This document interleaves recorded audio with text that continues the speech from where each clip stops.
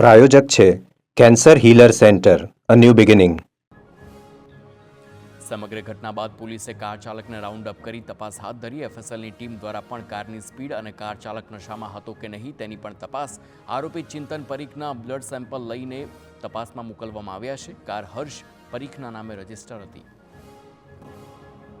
સુરતમાં 2 મહિના પહેલા ગટરમાં પટકાઈ મોતને ભેટનાર બાળકીના પરિવારને હજુ સુધી ન્યાય નથી મળ્યો.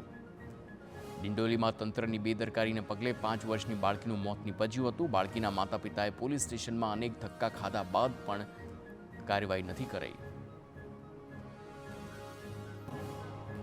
ખેડાના નડિયાદમાં દેશી દારૂ પીવાથી 3 લોકોના મોતની ઘટનાની તપાસ. એલસીબી પોલીસ ઇન્ટરસ્પેક્ટરને સોંપાઈ કેસની તપાસ. જીરા સોડાની પ્લાસ્ટિક બોટલમાંથી 3 લોકોએ પાણી પીધું હતું તો પીણાના બોટલ કબજે કરીને એફએસએલ તપાસ કરાવવા મોકલવામાં આવી છે. મૃતકોને સોડામાં ઝેર અપાયું હોવાની પણ આશંકા છે. પીણું પીધાની થોડીક જ મિનિટમાં મોત થયાની બાબતની શંકાના ઘેરામાં છે. મૃતકોને કોઈ સાથે અંગત દુશ્મનાવટ હતી કે કેમ તે દિશામાં પણ પોલીસની તપાસ.